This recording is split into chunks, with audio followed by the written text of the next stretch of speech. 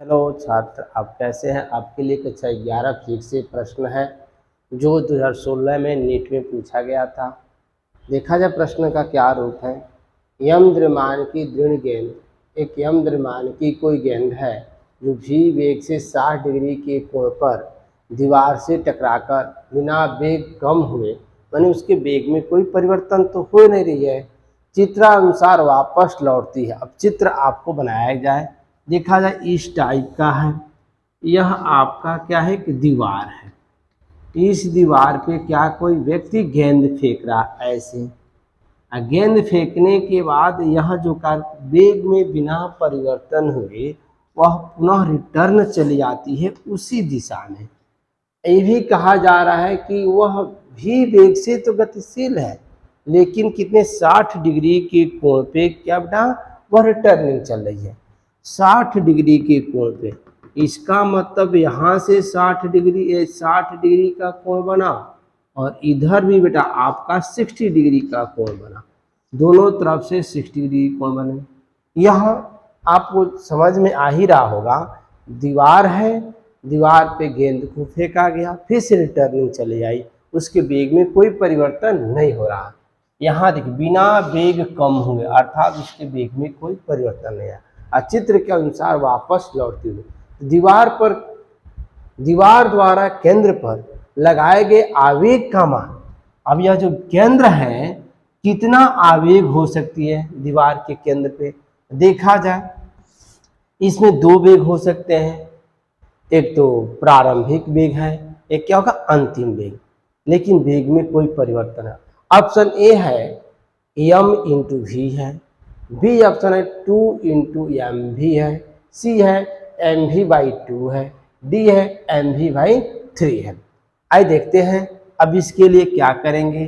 पहले आवेग न निकालकर संवेग निकाला जाए, क्योंकि आवेग जो होता है, आवेग को ही हम संवेग परिवर्तन की दर बोलते हैं। तो पहले हम संवेग निकालें। संवेग, देखिए संवेग बराबर होता है, संवेग बराबर होता आपका, संवेग को पी से डिनोट करते हैं, संवेग को पी से, संवेग बराबर होता है द्रव्यमान अगुणे वेग होता है। संवेग बराबर आपका क्या होता है द्रव्यमान गुणे वेग होता है। लेकिन यहाँ पे संवेग परिवर्तन हो रहे हैं, गेंद आया फिर से रिटर्निंग चला गया, अर्थात संवेग परिवर्तन अब होगा। तो यह तो मूल रूप है संवेग का। अब संवेग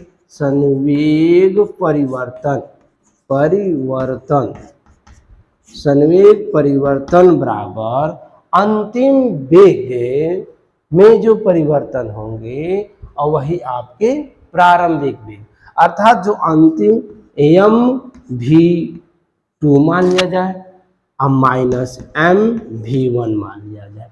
देखते रहिए दोस्तों, अब इसके वेग में तो कोई परिवर्तन नहीं हो रहा है, परंतु यह कितनी डिग्री का कोण बना रहा है 60 डिग्री का। कितनी डिग्री कोण बना बेटा 60 डिग्री का एम भी 2। अब एम भी 2 कॉस कितना लेंगे 60 डिग्री माइनस, देखते रहे ध्यान से यहाँ पे एम भी 1 कॉस 60 डिग्री। आप जरा देखते होंगे कॉस 60 और एम आपको कॉमन दिखाई तो दे ही रहे हैं। यह बच्चे को समझ रहा है एम भी कॉमन हो सकता है, कॉस 60 भी कॉमन हो सकता है। क्यों हो सकता है, वही वस्तु है, उसका द्रव्यमान उतना ही है और वही वस्तु रिटर्निंग आ रही है। 60 डिग्री के कोण से जा भी रही है, 60 डिग्री कोण से रिटर्निंग भी आ रही है। अब वेग में यह v2 और v1 लिखे, वेग भी क्या है समान, लेकिन यहाँ पे दिशा इसकी डायरेक्शन इधर है, लेकिन रिटर्निंग आ रही है क्या विपरीत है कि नहीं।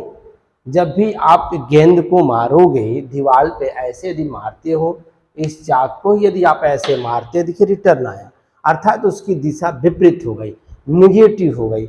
ऑलरेडी सूत्र माइनस होता है, लेकिन यह निगेटिव बनने जा रहा है। एम भी 1 कॉस थीटा माइनस फिर से माइनस एम भी 2 कॉस थीटा। देखिए कॉस से sorry cos 60 degree cos 60 degree बन गया, डबल माइनस यह क्या हो गए प्लस हो गए mv1 cos 60 degree plus mv2 cos 60 degree. चूंकि वेग में परिवर्तन v1 is equal to v2 is equal to v है, वेग में कोई परिवर्तन नहीं हो रहा है, वेग में आपका कोई परिवर्तन, तब क्या होगा, तब अब देखिए या देन लिख सकते हैं एम भी कॉस थीटा कॉस 60 डिग्री अब प्लस एम भी कॉस 60 डिग्री। या देखिए दोनों सेम वैल्यू, 2m भी कॉस 60 डिग्री आपके बन गए, 2m भी कॉस 60 का वैल्यू बेटा कक्षा 10 से आप पढ़े होंगे, कॉस 60 का जो होता है 37 के बराबर होता है, अर्थात कॉस 60 का वैल्यू 1/2 होगा, 2 से 2 कैंसिल हो गया, एम भी आपका यह आंसर आया। या देखा जाए ऑप्शन कौन, option A is right, option A आपका सही है। बस इसमें करना क्या है आपको, पहचान यही है क्वेश्चन की वेग में कोई परिवर्तन नहीं हो रहा है। यह 2016 में नीट में पूछा गया है, नीट का यह प्रश्न है बेटा, ठीक ना।